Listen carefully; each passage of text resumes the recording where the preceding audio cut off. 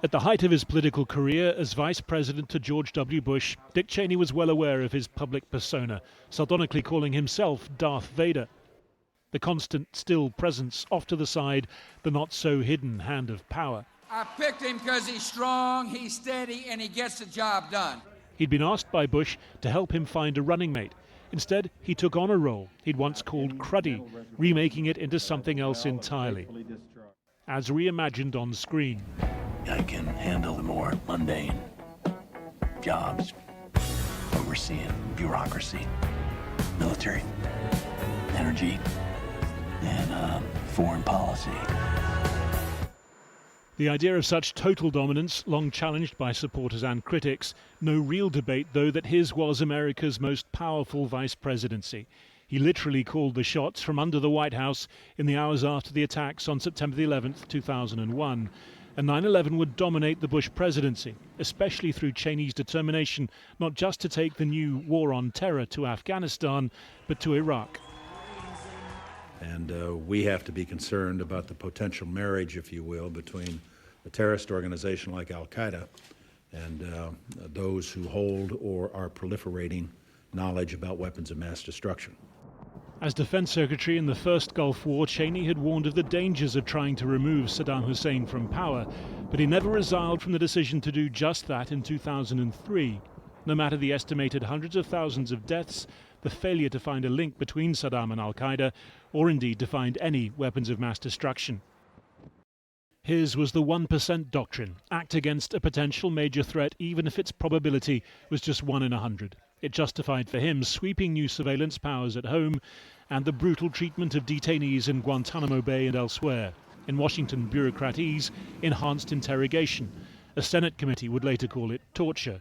Cheney said he'd do it again in a minute. Cheney had been an insider since his 20s, mentored by Donald Rumsfeld, succeeding him to become the youngest ever White House Chief of Staff at 34 to President Gerald Ford.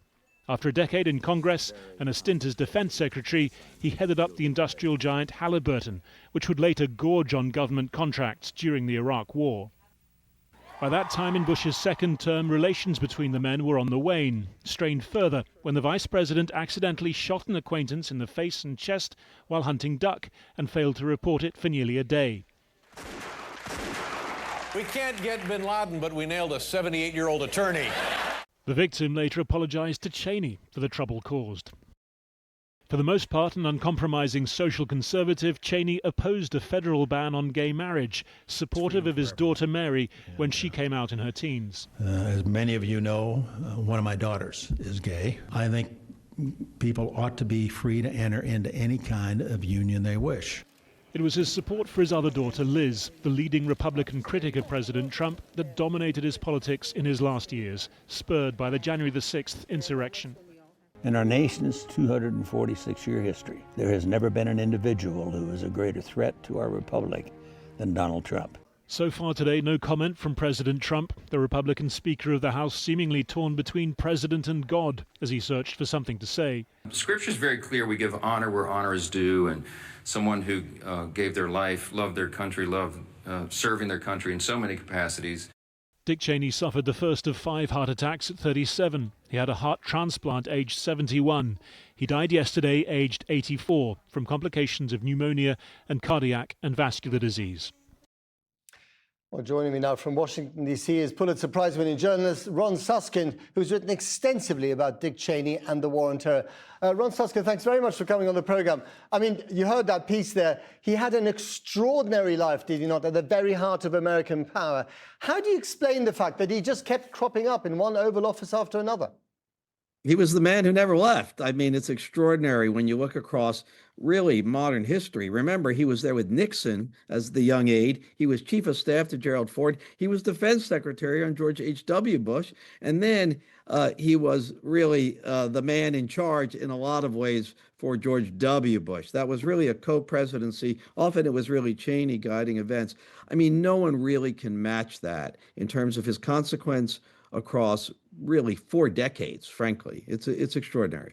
And I think he had his first heart attack when he was in his late 30s, and then 3 more after that, and he survived them all until today, of course.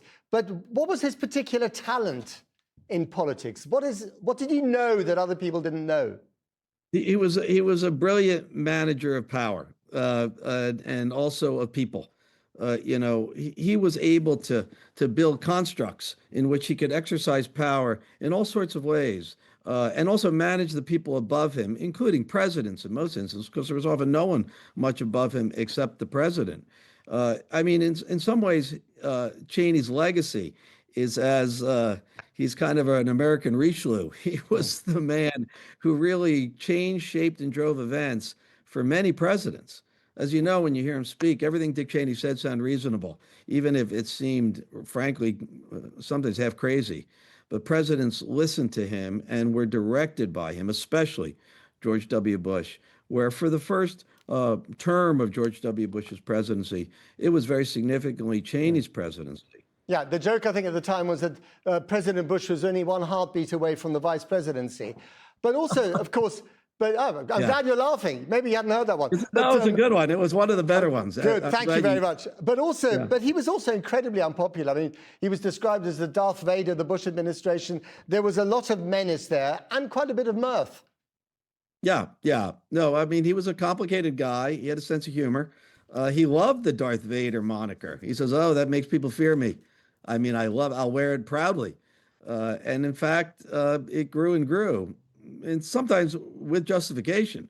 He kneecapped lots of people. Lots of people got thrown out the door. If you opposed Dick Cheney, something Cheney wanted done, often your days were numbered.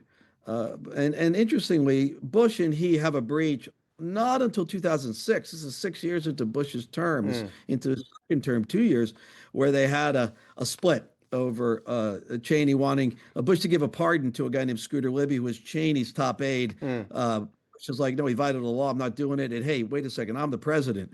And it was kind of a moment of clarity for Bush that Cheney had hijacked his presidency. And Cheney was more or less out after that for the last 2 years. But up until then, the big events of the time were significantly driven by Dick Cheney, to the consequence all across the world, mind you. Wars, and many people would say in very bad ways. Just finally, I mean, he urged people to vote for Kamala Harris last year. You heard him earlier in that clip saying that President Trump is the biggest threat to democracy that America's ever known. Yeah, well, at the end of the day, even though Cheney pushed forward lots of illegal activities, he bent out rule of law to fit the needs or the desires of he and the president. He, at the end of the day, says, wait a second, Trump has gone too far. Cheney certainly abided by the dictate of the electorate.